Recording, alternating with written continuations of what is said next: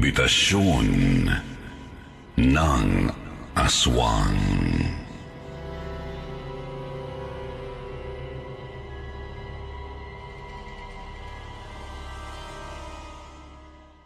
May mga pangyayari talagang nakapagbabago ng buhay natin. Pwedeng maging dahilan para malaman natin ang totoong kulay ng iba, o di kaya magdulot ng trauma gawa ng matinding kilabot. Ito po ang naging karanasan ng tatay ko, Kuya Jupiter. Ako nga po pala si Edna ng Cebu. 17 years old. Isang senior high student. Ang ikikwento ko po ay tungkol sa isang karanasan ng papa ko na si Leo. Karanasang naibahagi niya sa akin nang kulitin ko siya ng kulitin dahil sa kakaiba niyang ugali. Ayaw po niyang pumupunta ng beach. Kapag may balak kaming pumunta ng dagat na mag-anak, hindi sumasama si Papa. Kung sasama man siya, nananatili lang ito sa bandang malayo sa mismong dalampasigan. Sumasakay naman ng bangka o barko, pero mahahalata mong hindi siya mapalagay sa ganoong biyahe. Nakapagtataka para sa akin kasi wala naman siyang hydrophobia o takot sa tubig, Kuya Jupiter. Okay nga lang din sa kanya na maligo ng swimming pool, lawa o ilog, basta wag lang talagang dagat. Hanggang sa noong nakaraang Hunyo lang, nagkasagutan po kami ni Papa. Nagkayayaan kasi kami ng mga pinsan ko na mag-island hopping, tapos diretso overnight. Nagulat po ako kasi bigla akong sininghalan ni Papa nang magpaalam ako sa kanila ni Mama. Huwag daw kaming tutuloy at mapapahamak lang daw kami doon. Napagtaasan ko po ng boses ang tatay ko noon, kasi pwede naman niya akong pagbawalan ng hindi sinisigawan. Inusisa ko siya ng inusisa kung ano ba talaga ang kinakatakot niya sa dagat. Noong una, sinasabi lang niya na baka malunod ang sasakyan namin. Ngunit nahahalata kong mukhang may pinagtatakpan pa si Papa. Kaya hindi ko siya tinigilan, Kuya Jupiter. Hanggang sa napaamin ko din si Papa. Pag-aming nagpagulat sa akin kasi hindi ko magawang paniwalaan ang sabi niya. May aswang daw sa dagat at baka patayin kami. Mangiyak-ngiyak at nanginginig na si Papa noon, kaya pinilit kong kumalma, Kuya Jupiter. Mahinahon ko siyang kinausap kasi mukhang may na-trigger yata akong trauma ng tatay ko. Doon na niya ikinuwento sa akin ang kanyang karanasang naging ugat ng takot niya sa dagat at mga dalampasigan. January 1991. Nagpunta raw po silang magbabarkada sa isang islang may pink beach, Kuya Jupiter. 5 po sila noon, tapos ika-6 yung kaklase nilang nag-imbita sa kanila sa lugar. Birthday daw kasi ng lolo nito at may konting salo-salo. Hindi naman tumanggi ang magbabarkada kasi na-curious po sila sa sinabi nitong may pink na buhanginan daw talaga sa isla nila. Mula sa amin sa Cebu, bumiyahe po silang 6 noong 3 ng Enero, Kuya Jupiter. Batay sa research ko, may ilang pink beaches po sa buong Pilipinas. Hindi ko na lang sasabihin kung alin ang pinuntahan ni na Papa bilang respeto pa rin sa mga nakatira roon ngayon. Yung mismong Pink Beach po konting lakad pa raw mula sa daungan ng bangka. Hindi naman po kalakihan ang buong isla. Yakang-yakang libutin nang wala pang isang araw. Tapos konti lang po ang mga bahay at mga tao sa lugar. Nang makarating sa mismong Pink Beach, namangha ang buong magbabarkada sa nakita.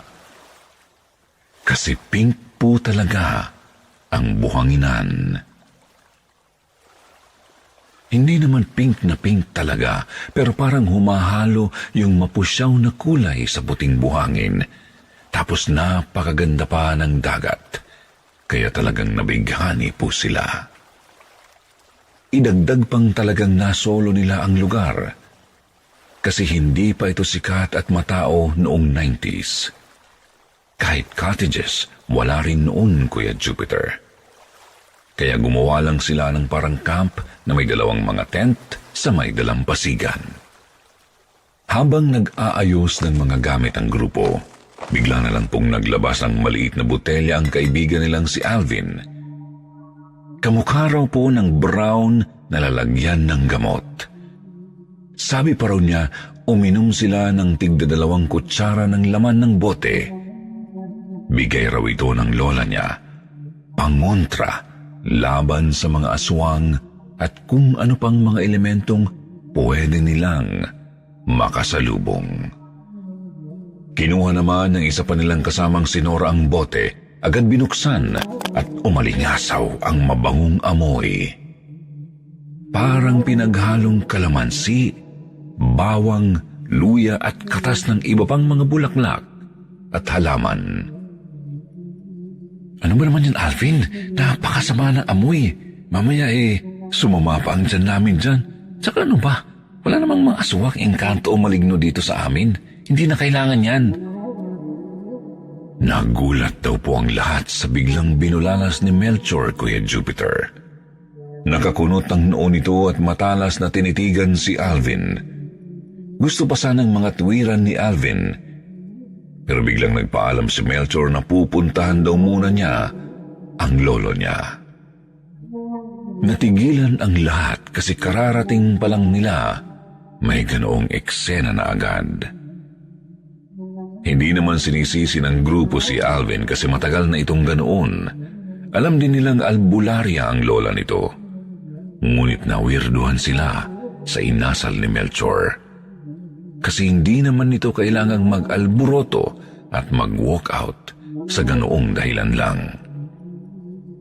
Aminado naman si Papa na hindi pa talaga nila ganoong kilala si Melchor noon. Kasi transferee student ito. Second sem na pumasok sa university nila sa Cebu. Uminom po sina Papa at Nora noong bigay ni Alvin, Kuya Jupiter. Bukod sa tiwala naman silang ligtas ito, alam nilang epektibo talaga ang mga gamot ng lola ng kanilang kaibigan. Yung natitirang 4 pa nilang kasama naman, nagpatuloy sa pag-aayos ng mga gamit at mamaya na lang daw iinom.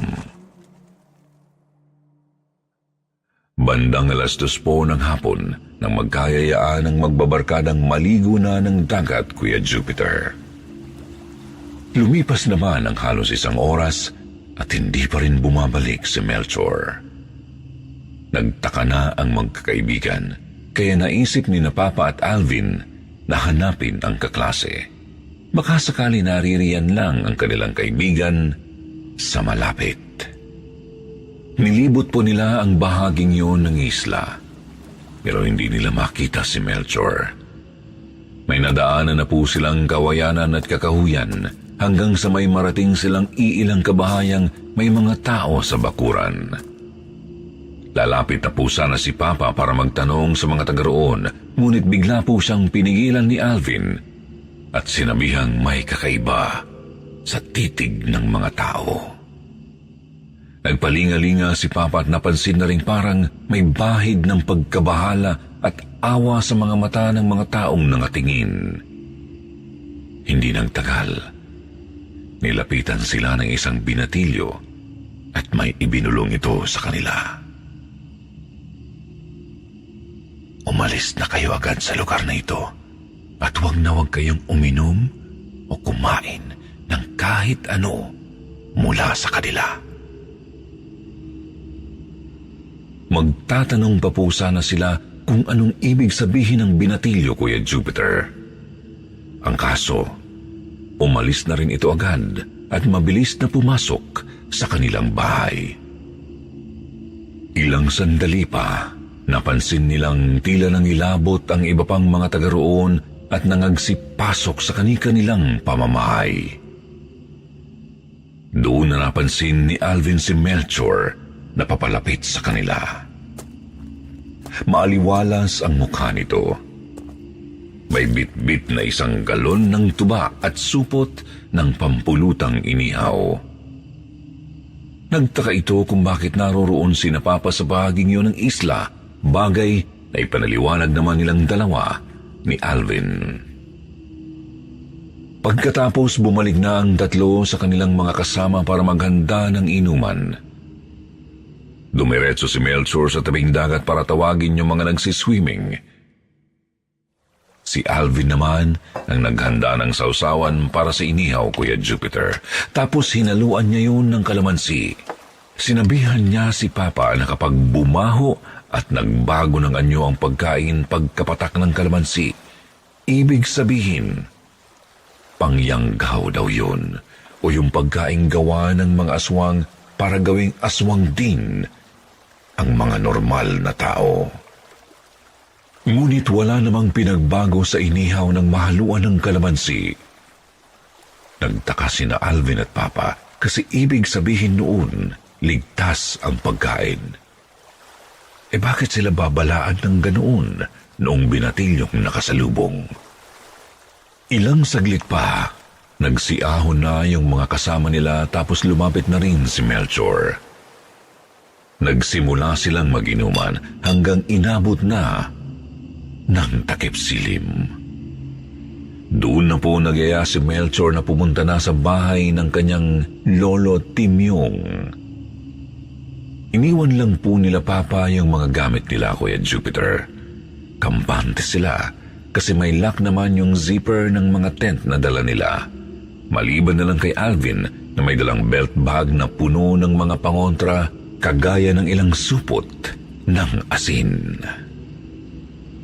Tinatahak po nila yung nadaanan ni na Papa at Alvin nang hanapin nila si Melchor. Dumaan sila sa may kawayanan at kakahuyan. Tapos nilagpasan yung mga kamahayan. Tinungo nila ang kabilang dalampasigan ng isla kung saan puti na po ang buhangin. Nandoon, may nakita silang isang maliit na kubong malayo na sa ibang mga bahay. Manilim na po nang sinalubong sila ni Lolo Timyong, Kuya Jupiter. Kandilang nasa mesa lang ang bukod tanging liwanag sa bakuran. Magiliw naman ang matanda kasi raw matagal na siyang walang bisita. Kaya talagang nagluto pa siya ng iilang putahe. May gisadong gulay at pansit na sa mesa sa bakuran tapos may adobong manok pa raw na niluluto sa likod ng kubo. Isa-isang nagsiupo sa may mesa ang magbabarkada, Kuya Jupiter, habang sina Melchor at Lolo Timyong naman ay pinuntahan ang niluluto. Uupo na sana si Papa, pero bigla siyang kinalabit ni Alvin. Pati si Nora kinalabit din ito at sabay silang nagbulungan. Hindi ako mapalagay. Parang may mali sa lugar na to. Tapos tingnan nyo yung mga kasama natin. Mukhang mga nanghihina. Konti lang naman ang nainom nating tuba. Iniligid po ni na Papa at Nora ang paningin sa mga kasama. Oo nga, talagang ang nanghihina ang mga ito. Mukhang mga inaantok o hapong-hapo. Yung isa nakapangalumbaba habang yung isa na may talagang inihiga ang ulo sa mesa. Lumingali nga pa po si Papa tapos napansing parang mamula-mula ang buhangin sa loob ng bakuran at ilalim ng kubo. Nakapagtataka raw, Kuya Jupiter, kasi dapat puti na ang buhangin sa bandang iyon ng dalampasigan. Isa pa, hindi mapusyaw na pink ang napapansin ni Papa, kundi mapusyaw na pula. Dito na po unti-unting nanayo ang mga balahibo ni Papa. Hindi na niya sigurado kung guni-guni ba o ano, pero parang may naaamoy na rin siyang amoy kalawang sa hangin. Si Alvin naman, pinatakan ng kalamansi ang pansit, pero wala pa rin pinagbago sa itsura ng pagkain. Kumuha rin siya ng piraso ng gulay at pinatakan din ito. Pero ganoon pa rin. Nagtataka na siya kasi mukha namang hindi sila binibiktima ng pangyayanggaw. Ngunit hindi mawala ang masamang pakiramdam kina Melchor. Natauhan naman si Nora at sinabi sa dalawang silang tatlo lang ang uminom ng pangontrang dala ni Alvin. Nakakaligtaan yata ng dalawa pa nilang kasama kasi nag-swimming na kaagad pagkatapos mag-ayos ng mga gamit. Hanggang sa bumalik na po si Lolo Timyong dala ang adobong manok. Kasunod niya ang apo na may bitbit na isa pang galon ng tuba. Napatitig agad ang dalawa sa mga pinigang kalamansing nasa mesa. Mabilis namang nangatwiran si Norang, nilagyan na nila ang pansit para mas sumarap ito. Nagsimula ang kainan at inuman. Ngunit hindi kumain at uminom ng marami sina Papa, Alvin at Nora. Pasimple lang nilang pinagmamasdan ang maglolo habang nakikisaya sa hapunan. Pakunwari din silang nalalasing. Pinapalabas nilang sumasabay ang paghihina ng kanilang katawan sa mga kasama. Nasa 1 oras pa lang, Kuya Jupiter, napakalakas na ng tama ng tuba sa magbabarkada. Gustong-gusto nang sabihin ni Alvin sa mga kaibigan ang nangyayari, ngunit nariyan ang maglolo sa tabi nila. Kaya naman tumayo na lang ito habang nagkukunyari pa rin ng lalata, tapos nagyayang bumalik na sa kanilang mga tent. Hindi naman tumutol sina Melchor at Lolo Timyong. Tumulong pangaraw po ang binata na akayin ng isa sa mga kasama papunta sa kanilang kampo. Nang makarating, tulog agad ang dalawang lasing at umalis si Melchor para balikan ang kanyang lolo. Dito na po kumilos si Alvin at isa-isang pinainom ng pangontra ang mga kasamang nakahilata.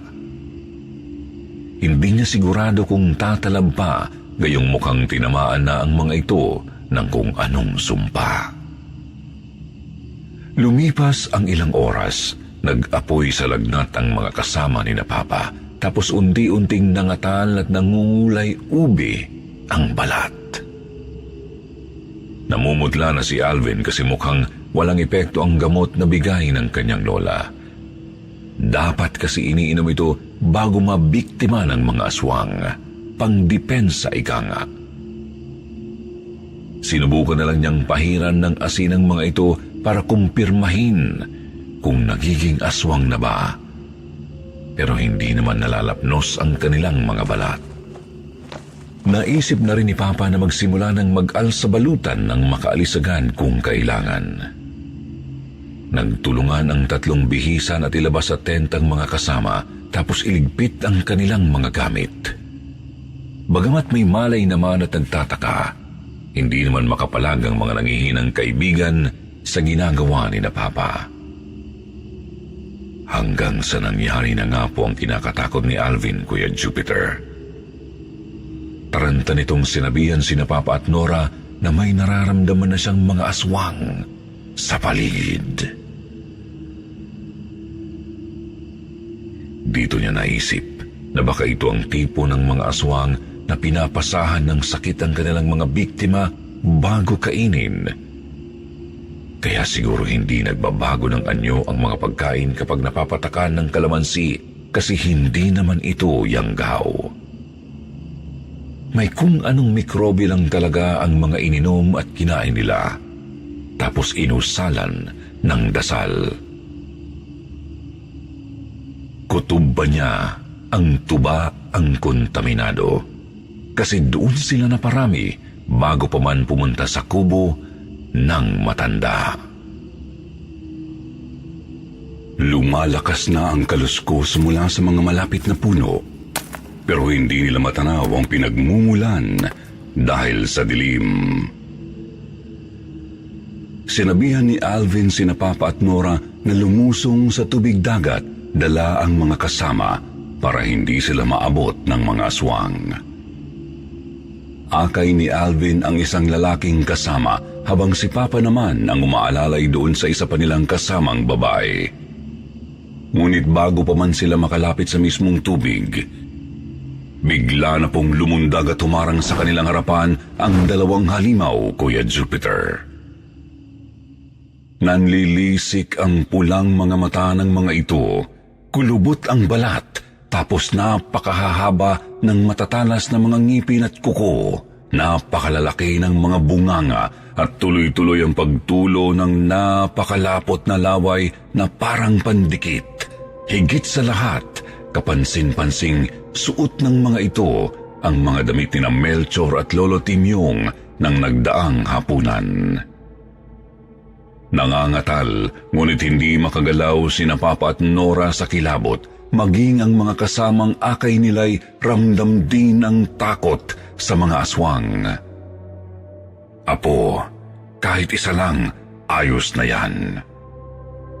Biglang nagsalita ang matandang halimaw at tila natauhan naman si Alvin. Dumukot ito ng asin sa kanyang belt bag at sinaboy sa maglolo. Ngunit mabilis na nakalundag ang mga ito. Naghiwalay sila pakaliwa at pakanan habang sumusugod kina Papa. Muling nagsaboy ng asin si Alvin kahit akay pa rin ito ang isa sa kanilang mga kabarkada. Tinamaan si Lolo Timyong na nasa bandang kanan at mabilis na umusok ang braso nito.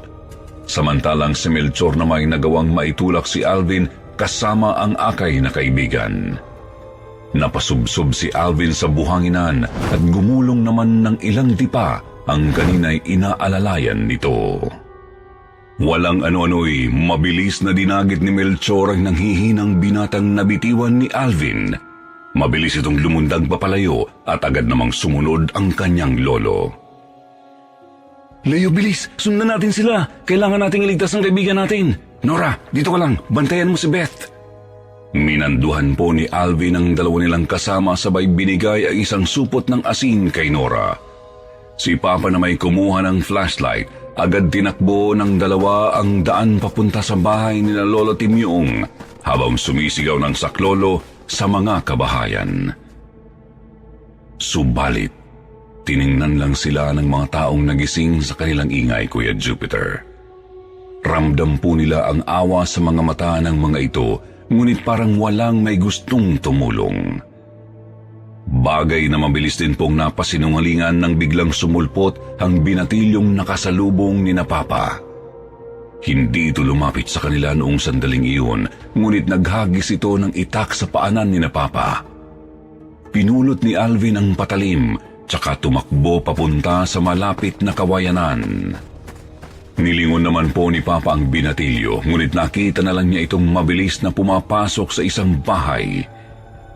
Ilang minuto pa, tinawag siya ni Alvin, tsaka binigyan ng isang kawayan na pinutol gamit ang itak. Doon na sila nagpatuloy sa pagtakbo papunta sa kubo ni na Lolo Timyong. Dinig na dinig po ng dalawa ang hiyaw ng kanilang kaibigang dinagit bago ito biglang tumahimik. Naliligo na sila sa pawis at hingal na sa pagtakbo, ngunit ayaw nilang tumigil. Nang papalapit na sila sa kubo ng maglolo, nakita nilang naroroon ang dalawang halimaw sa bakuran, pinagsasaluhan ang nanahimik na nilang kaibigan. Mga hayop kayo! Anong ginawa ninyo sa kaibigan namin? Sinigawan ni Papa ang kumakaing mga aswang, Kuya Jupiter.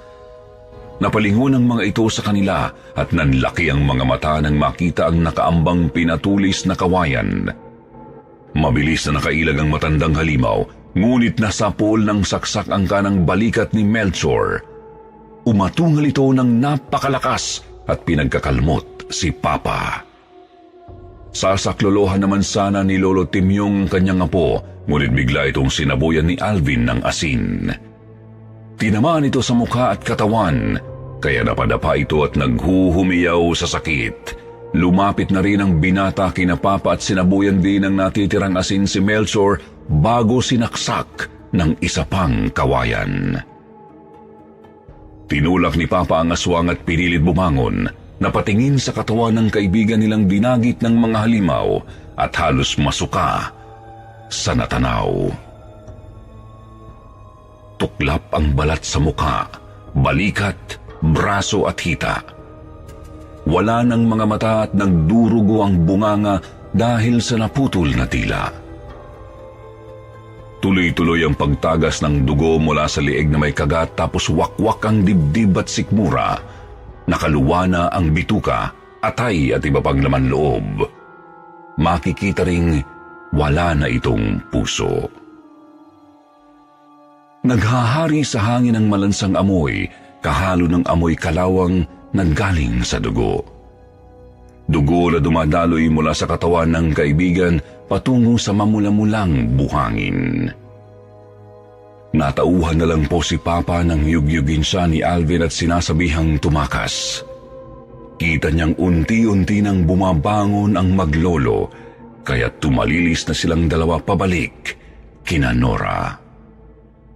Kabado man at baka sumunod ang mga halimaw, narating ni na Papa at Alvin ang mga barkada. Nakita nilang nakatayo na at kahit papaano ang isa pang kaibigan nilang nanghina dahil sa kung anong sakit na dinulot ng mga aswang. Nakaligpit na ang kanilang mga gamit, kaya't agad na silang pumunta ng daungan ng bangka para umalis. Ang kaso, madaling araw pa lang po at wala pang mga pampasaherong bangka. Bukod tanging isang bangkang pangisdang disagwan lang ang nakita nilang nakatali sa daungan. Gayunpaman, sinabihan sila ni Alvin na sumampa sa bangka tapos tinanggal niya ito sa pagkakatali. Nagtulungan sina Alvin at Papa na sumagwan. Pinaurong nila ang bangka palaot habang natatanaw nilang nakatayo sa dalampasigan ng maglolong aswang. Nanlilisik ang mga mata at nagtatangis ang mga ngipin. Ngunit halatang mga walang lakas ng loob na lumangoy sa tubig dagat. Pinalayo lang ng magkakaibigan ang bangka mula sa dalampasigan para hindi sila mahabol. Tapos naghintay na sumapit ang umaga at bumalik sa dalampasigan nang wala na ang mga halimaw. Hindi po sila mahusay sa pamamangka, Kuya Jupiter, kaya delikado kung mamamangka sila pabalik sa mainland. Sa kabutihang palad ay hindi na nila nakita ang maglolo ng umagang yun. Agad din silang sumakay sa unang pampasaherong bangkang dumating at bumiyahe pauwi. Kuya Jupiter, ni-report pa po ni na Papa ang nangyari sa mga pulis. Bagamat di sila pinaniwalaan, pinuntahan pa rin ng mga ito ang isla at nakita ang bahay ni Lolo Timyong. Natagpuan ang tira-tirang katawan ng kanilang kaibigan, ngunit wala na sina Melchor. Dahil po sa karanasang ito, kaya ayaw ni Papa na pumupunta ng dagat. Naintindihan ko naman siya, pero hindi naman maaaring maapektuhan ang buhay namin dahil doon. Kinausap ko na lang po siya ng mahinahon. Tsaka humingi ng pasensya kasi nasigawan ko siya. Mahal ko po ang Papa ko. Sa muli, patawad sa mga nakikinig kasi hindi ko po talaga pwedeng sabihin kung saang Pink Beach ang pinuntahan ni na Papa. Basta somewhere dito lang din sa Vismin area. Hindi pa ito sikat noong 90s pero unti-unti nang nakikilala ngayon. Mukhang wala naman ng aswang doon at marami nang nakapunta at nakita ang ganda ng lugar. Gusto ko nga po sanang pumunta, kaso alam ninyo na po, ayaw ni Papa. Kaya siguro comment ninyo na lang kung may napuntahan na kayong Pink Beach at ano ang mga na-experience ninyo sa lugar. Aabangan ko po yan at babasahin. Hanggang dito na lang po, Sityo Bangungot. Mag-iingat po kayo palagi.